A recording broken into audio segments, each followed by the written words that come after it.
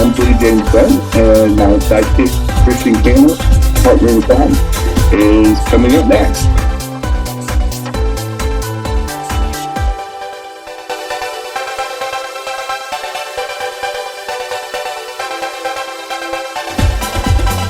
Hey everyone, I'm Jim's sidekick. Welcome to Two Queers in a Truck.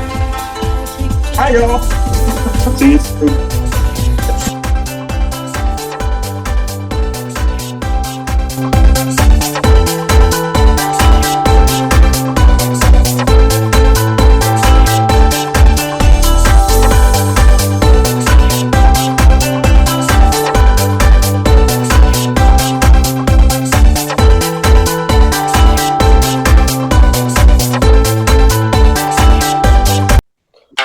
Good morning, everybody. It is Two Queers in a Truck time, and it is October 16th. We are at the mid-month part, and for many states, early voting is probably going to kick in. If it hasn't already, it's definitely going to kick in this week. For North Carolina, it's the 17th, which will be tomorrow, if you're seeing this for the first day.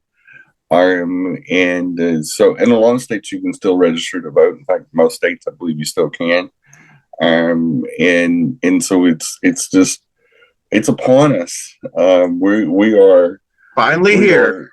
We are into the stretch part of the home stretch as far as the elections are concerned, and probably the most important part. We actually go and vote, and we're not going to really talk about that today, but definitely like want to keep awareness on this and keep these conversations going, and keep the dialogue going about voting and how important it is, but still bring you some funny news and make fun of MAGAs at the same time. But speaking of making fun of MAGAs, Sissy SpaceX went to Pennsylvania for the Trump rally, and is SpaceX is just being dragged. If people don't know who Sissy SpaceX is, it is Elon Musk, the infamous Musk, that is just probably the most vile person that's ever walked the earth. And you can tell, you can hear the desperation in his voice. There's an interview that's been kind of replayed on the internets and the social medias that shows the desperation. He says he's screwed if Trump doesn't win, because he's so dependent on that sweet socialism. And many of his companies, including Tesla and SpaceX, suck off the government tits so much. And he's hinged his business model on really deep tax cuts. This guy is just, and he's always, every company he buys, he runs. He's got the opposite of a Midas touch. He has the manure touch when it comes to owning companies. He's just, we should say it, he's a trust fund weenie and a moron. He's just a younger version. He's an apartheid version of Trump is all he is. I mean, they're the same person. And that's why he loves Trump so much. He's insanely racist. He's just an absolute bigot. He's a bigot to his own daughter. And it shows. You just could see how horrible of a person he is. But I think it's funny because he's up there dancing around and jumping for joy, and it's just, it should be embarrassing to him, but it's not. It just blows you away that he's openly, begging for Trump to win so he can get that socialism, so he can get those government handouts, so he can dodge taxes and screw everybody. You look at it, you go, these guys are the ones that complain about welfare moms and welfare queens, and somebody getting $200 worth of food stamps doesn't affect us nearly as much as this jackass not paying his fair share, like in the billions of taxes. We couldn't hand out enough food stamps to compensate for what this jackass costs us. He's a leech on society. He produces nothing. He's never created anything. He buys companies and runs them into the ground. He did it with PayPal until eBay had to buy him out and bail him out and actually turn PayPal around. And now it's a functioning company because he doesn't own it. That's what's going to happen with Twitter. The stockholders are eventually going to force him to sell because they're just going to say, "You got to sell, dude. You've run this company into the ground. It is worth a third of what you bought it at." It's going to be a catastrophic loss. It's going to be the loss of all loss because he bought it in the 50 billion range and it's maybe worth 12 to 17 billion now. And it's because he's managed Twitter, and I'm not going to call it X because he dead names his daughter, so I dead name his company. Fuck him. It's just, that's the way it goes. Yeah. I think he needs to be deported anyway. If we have an illegal alien coming across our southern border, it's this guy, Sissy SpaceX. This guy should be illegal. We should deport him. I think we should send him back to South Africa where he belongs, and ban him from coming back, and just say you can run your companies from here, or you can just sell your. What needs to do, since they do this with other national threats. I mean, this guy's literally invoked violence against Harris and Waltz. When he said, I don't know why they're just focusing, trying to kill Trump when, you got these two over here basically saying, well, why isn't some MAGA shooter shooting at them? I'm going, how is he not in prison? Plus the violence that he invoked towards the Algerian boxer. This guy's a creep and a weirdo. And he's got a vendetta against trans people and poor people and he did the stunt at the border where he acted like, put his cowboy hat on and went down there. It's none of his business. Is he in the border patrol business now? Like, just make sure your rockets will fly, rocket boy. Sissy SpaceX, you don't need to worry about our southern border. You unfortunately crossed it when you flew over and landed with your silver spoon in your mouth. But no, we don't need any advice from you. The last thing we need to do is get advice from a failed businessman that can't run an electric car company right. Literally 180,000 of his Teslas have caught fire. His truck, his Cybertruck, as some people call the Cook truck, it is just a hideous failure. He's had another 27,000 recalls on his Cook truck. He needs not worry about what happens with the presidential election, even though he's spending millions and millions, tens of millions of dollars on the election for his own socialistic ideals. And if they're going to throw the word socialism around, we should too. And he's a socialist and a foreigner. And we should, if we're going to focus xenophobia, we focus it on a fool like this.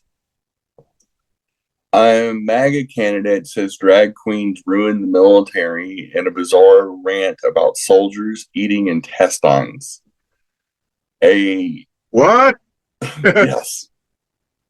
A Virginia U.S. Senate candidate delivers a remark during the Milwaukee convention, but in other settings where he has said, he's debating Tim Kaine, which is Tim Kaine's the sitting Virginia senator and a Navy veteran. That this guy his name is Hung, and then I don't know how to pronounce his last name, but I think it's Cao, Cao. And he's an Asian man. He's a Republican candidate for Senate. And he says, what we need is alpha males and alpha females who are going to rip out their own guts and eat them and ask for seconds. These are the young men and women we want to win wars. And the Navy's recruiting drag queens instead. And it's very bizarre because what he may be referring to, and it's not that the U.S. Navy's out going recruiting drag kings. There is a non-binary service member that goes by Harpy Daniels when in drag, and has been a drag performer. And Kelly's also been, his name is Joshua Kelly, is what his real name is, not his performer name, and has done some TikToks for recruitment and done some social media stuff to help the Navy recruit, young people, and create things that people actually want to see and make the Navy more interesting and make the service more interesting. But people are getting all twisted, and Lauren Boberts jumped in on this, and these are usually people that have never served in the military. They have no idea what it's like to even serve in the military. And the second, they don't understand the military culture, which has always been ahead of societal culture. The military, especially in the South, always integrated their bases racially way before the South did, because they see the benefit.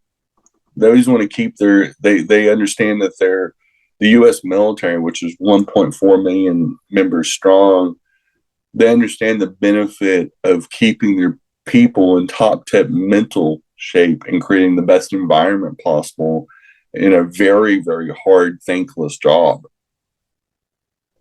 And the last thing we need is this kind of an idiot in the Senate, because all he wants to do is tear things down and get mad because one of the members happens to be non-binary and happens to be a drag performer during their non-duty hours, which is not illegal. Like, they talk about freedom all the time and forget that the First Amendment exists. What does it matter if the guy's a drag performer on the weekends or whenever he's not serving? What does it matter if this person juggles? What if it matters if, as long as they're not doing anything that will harm their body to where they can't perform their military duties? What does it matter if they put on a little bit of makeup and lip sync a few campy songs? Or what does it matter what church they go to, or if they go to church? Yeah. The Constitution guarantees that you're able to do these things as a private citizen and be able to do it and be able to have freedom of worship. It's a great point. It'd be like a Democrat standing up and going, I'm just sick of the churches, and we shouldn't have any public acknowledgement of churches. Churches should not be on TV.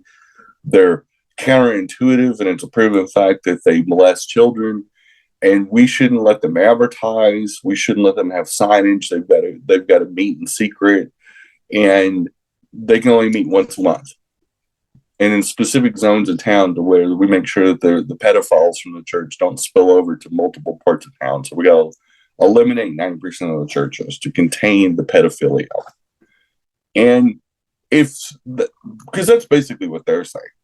That's essentially what they're saying. But they're instead of focusing on queer people, if that got reversed, and we served up the same shit sandwich they do, they would go ballistic.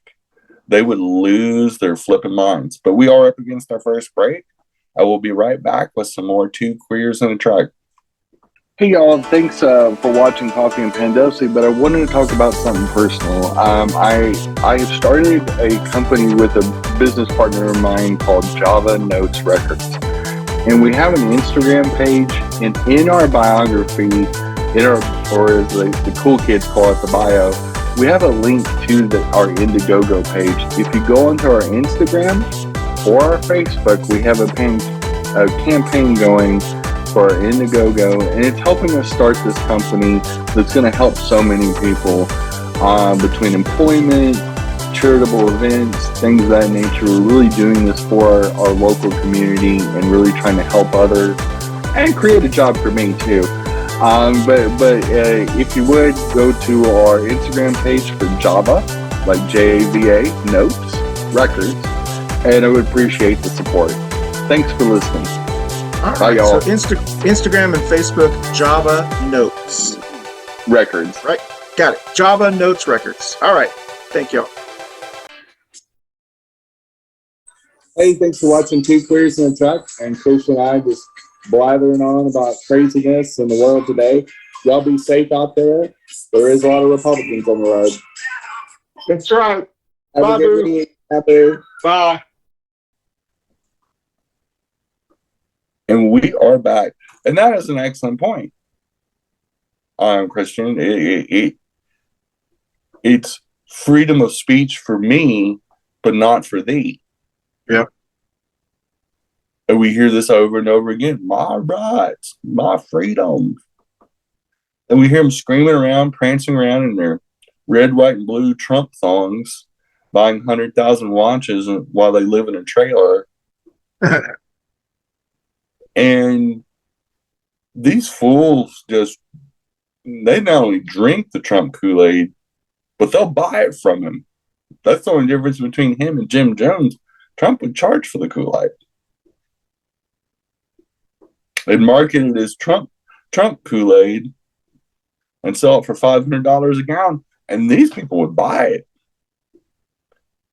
They would buy it. They would think it was anti-COVID medicine, anti-cough syrup. Buy this Trump Kool-Aid.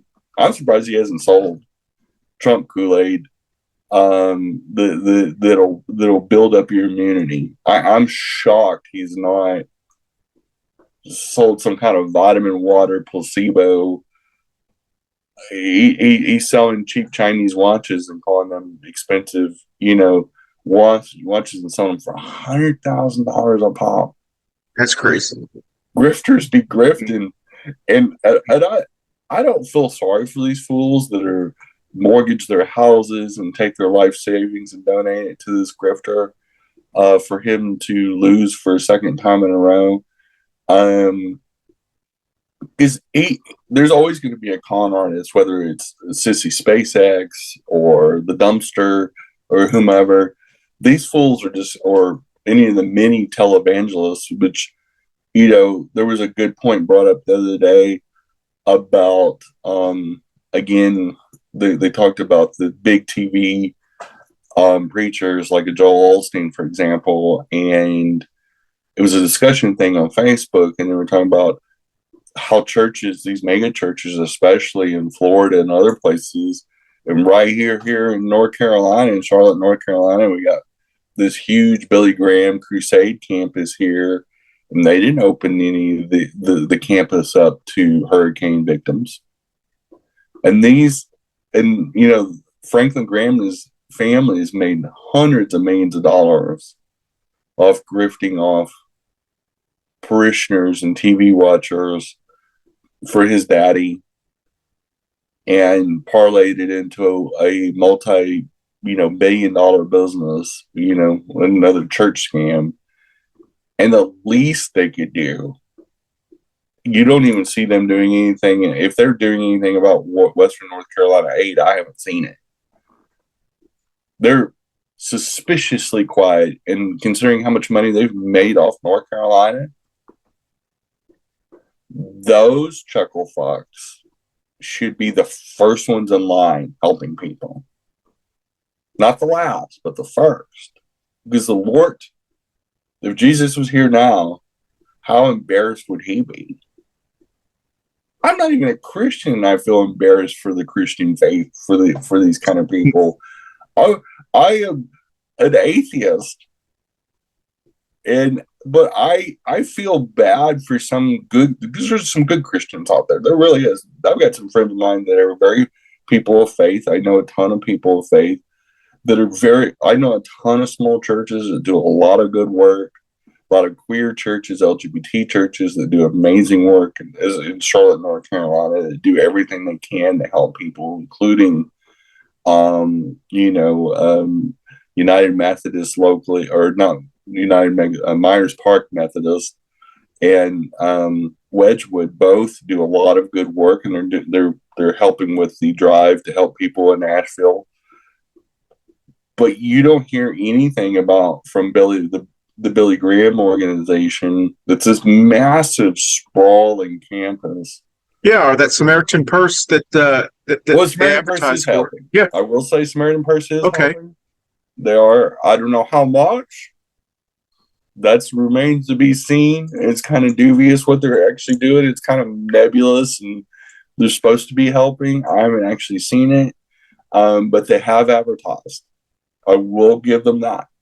I won't under exaggerate what churches and Christian organizations are doing. But boy, is the Billy Graham, like, where is Franklin Graham? Exactly. Why isn't he there? Yeah. He's got the money to rent helicopters to airdrop stuff in there. He's got the ability to hire workers. His own church employees, load them up in all the little church vans that that they own. Because every church has a church van, and they probably have 50 of them. Load them up with some shovels and some gardening gloves, and send them out to Western and shut your campus down. Take all your students and send them out there. And send everybody out there. If they want to get closer to God, go out into nature and help these people. Volunteer this time and say, this is a work study program. We're going to pitch tents. We're going to get portable heaters. And we're going to do everything we can to move heaven and earth to save lives and rebuild Asheville. That's what these people should be doing. Of all the people in the world and all the organizations in the world, these people have made it off the backs of donations of little old ladies and ripped people off for decades.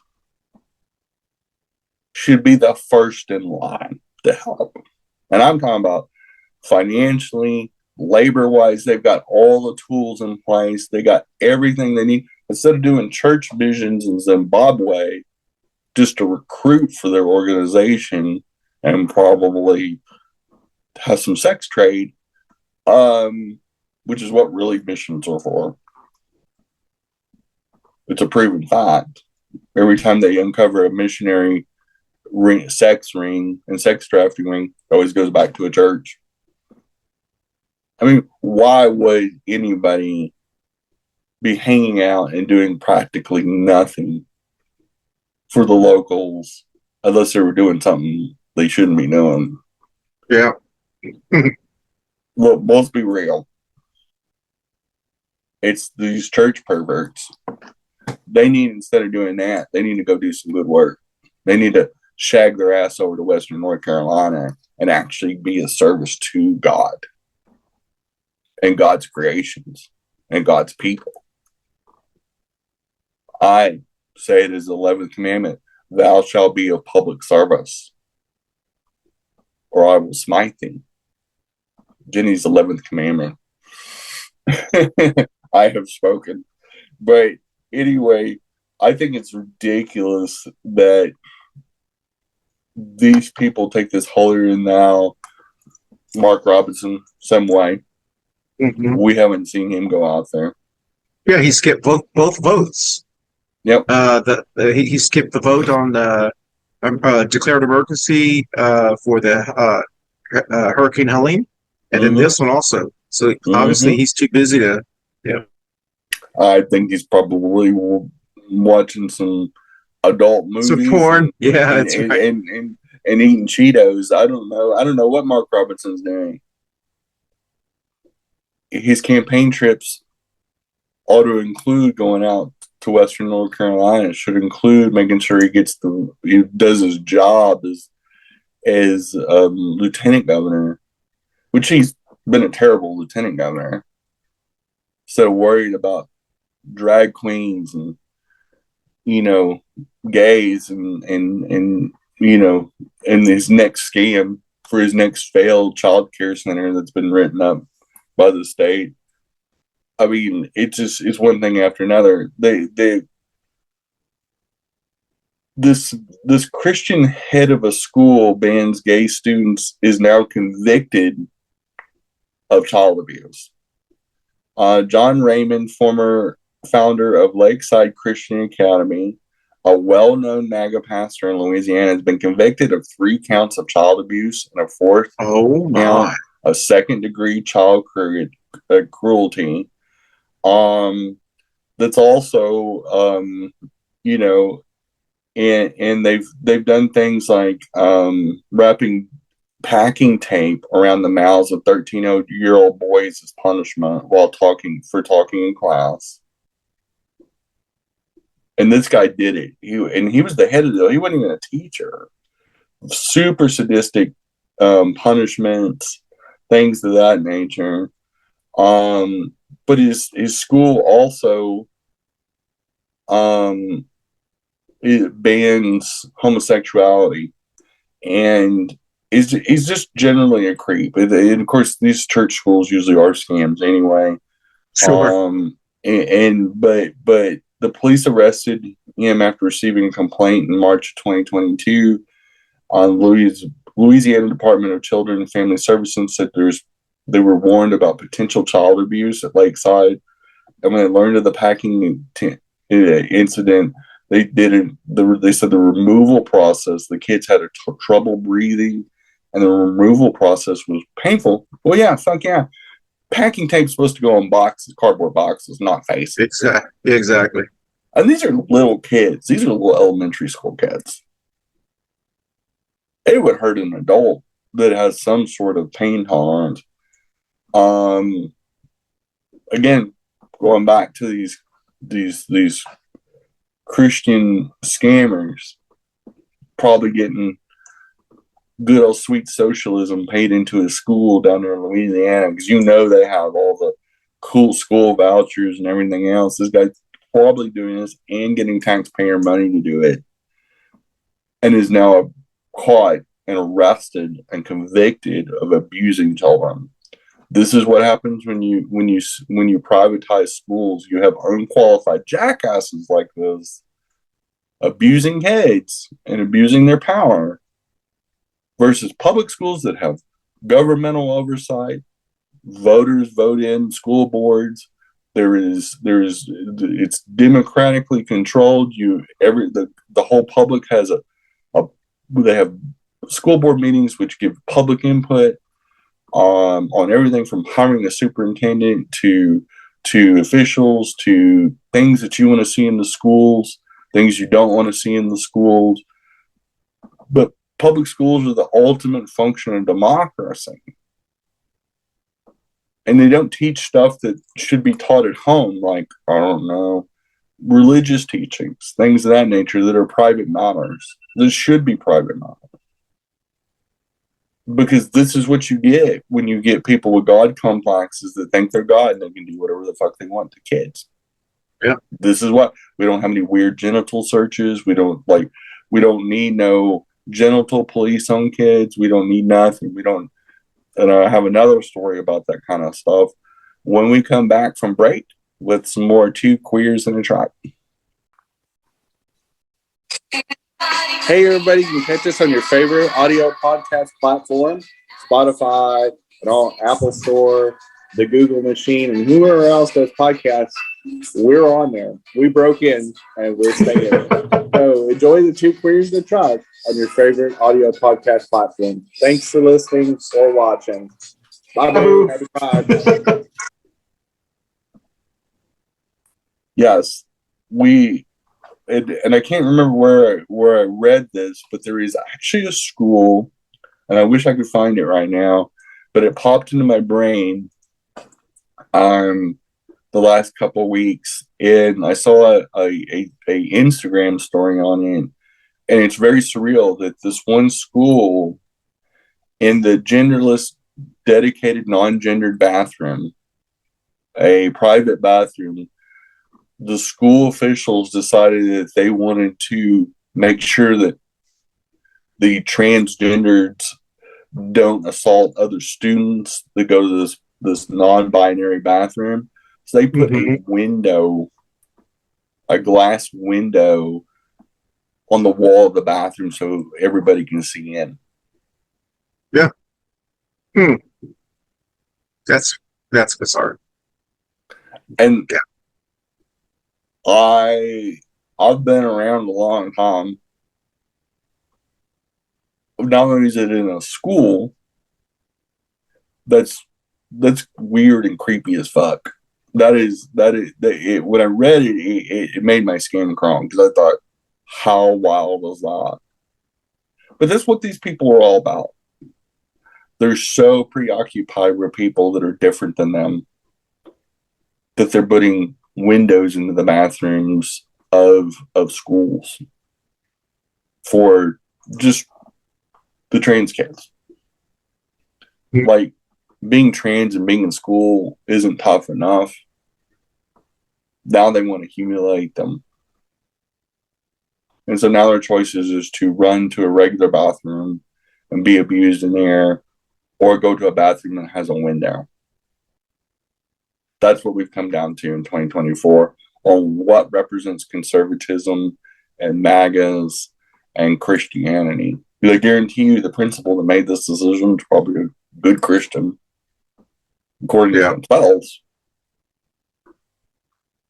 And that blows me away when they talk about, LGBT people, drag queens, pedophiles, and groomers, and all this.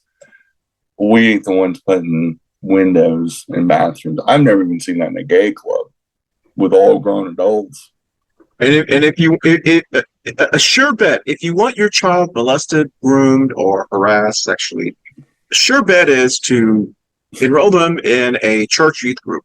Mm-hmm. There's a lot of truth to that. Because, nothing, or a church camp. Exactly. You wouldn't really know where Chester the Molester hangs out. It's usually those church camps. They're usually the good Christian church counselors. I've seen it. I saw it when I lived in Missouri.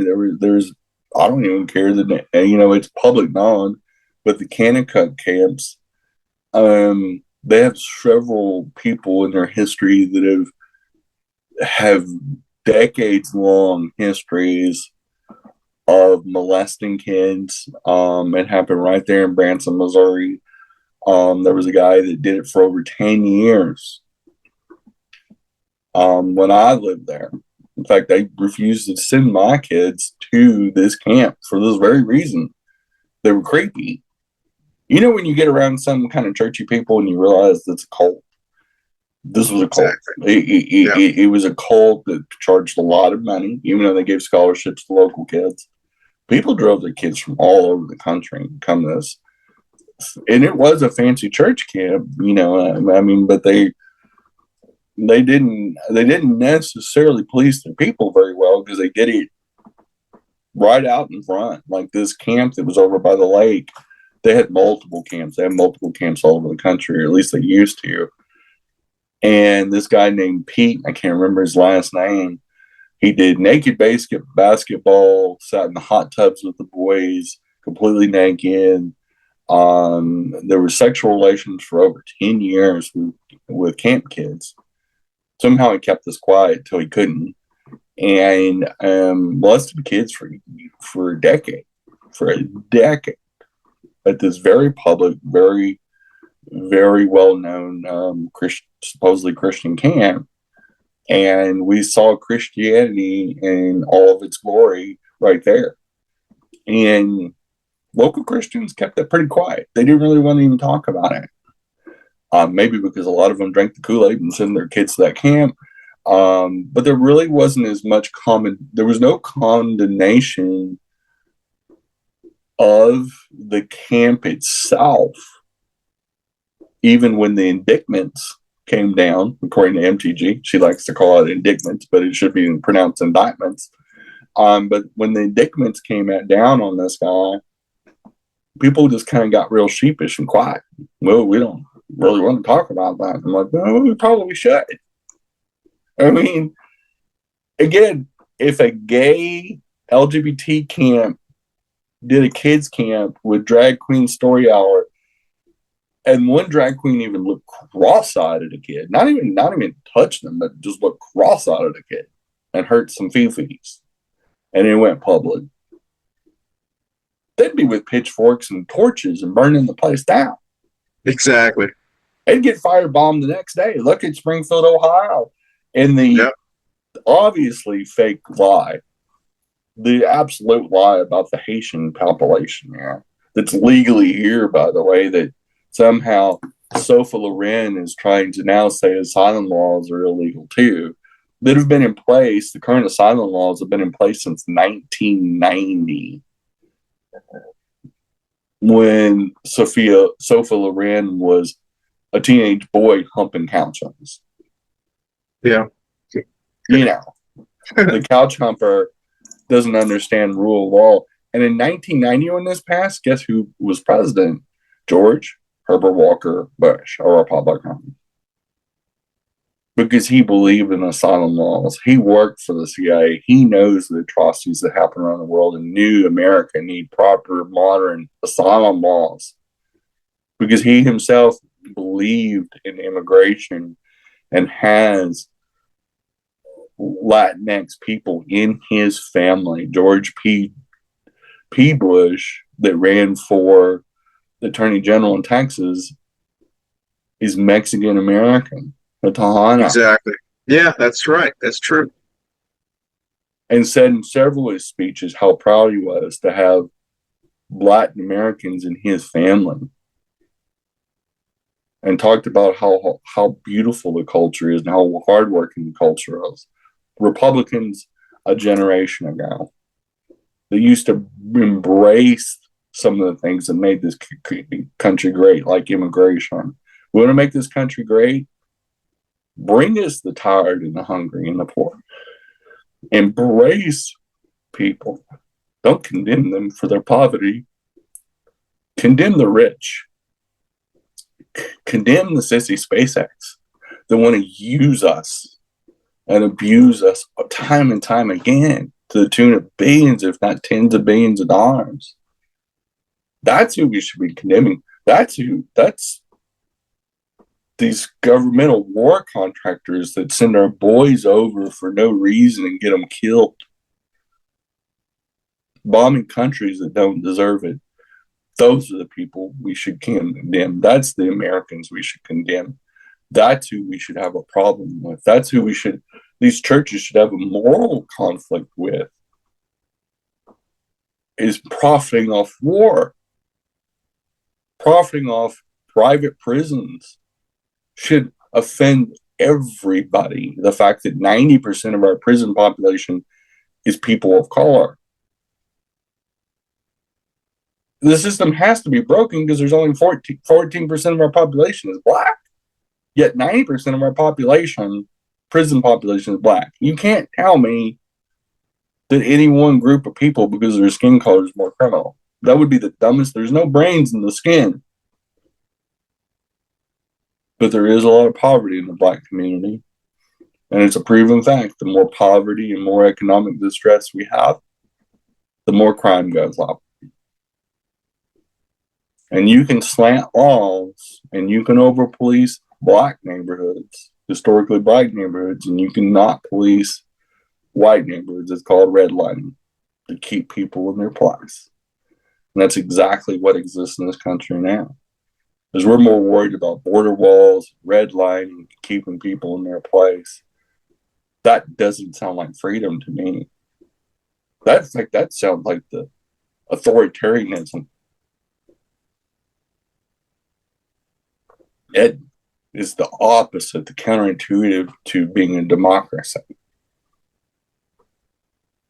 I don't want people going to prison for no reason. I don't want us going to war for no reason. I don't want us sponsoring war for no reason. We shouldn't be dropping bombs on anybody. We should create a world. We have the economic and political power to end war on this planet, but we choose not to. If churches want to do two things, they can help disaster victims and they can cry out in a united voice to end war and promote peace. and spend their money, put their money where their mouth is. Period. End of story. I challenge every church leader to do that. Do walk the walk. Y'all want to walk along the side of Christ and say you're aligned with Christ's values? Christ's values. If Christ was here today, he'd be agreeing with me. A big old genderqueer person that lives in the South. A non-believer. Because he agreed with non-believers and believers. Specifically taught that even non-believers will go to heaven. Because heaven's for everybody. But the one thing he always spoke out was that rich people are not going to get into heaven just because of the thing of being rich. The rich and wealth is not something that is smiled upon the gods. Seems counterintuitive to modern Christianity. And that, my friends, our loyal queer listeners, that is the moral of the story. Is that these people talk a talk, but they don't walk the walk. And people like Christian and I, they dedicate our time and our resources to helping humanity as we've done. Whether it's politically, whether it is going to a fundraiser, whether it is doing the things that need to be done for society, we dedicate our time and our efforts to better society. And also bring you 2 bootleg shows a week. So that, Exactly. It's not all seriousness. That is the end of our show. And we will dance on out with 2 queers in a truck. I will see you guys next week. Bye, Boo. Bye, Boo. Hey, y'all. Thanks for watching 2 Queers in a Truck. And we're in the middle of early voting season in here in North Carolina. Tomorrow it begins. And the presidential sweepstakes and so many other important races are on the ballot, including local races in many states. If you haven't registered or checked your registration, it's still not too late. And most of all, get out there and vote. Drive people to the polls. There's tons of weeks and weeks of early voting and mail-in voting, depending on the state. You can still go by and get a mail-in ballot in most states.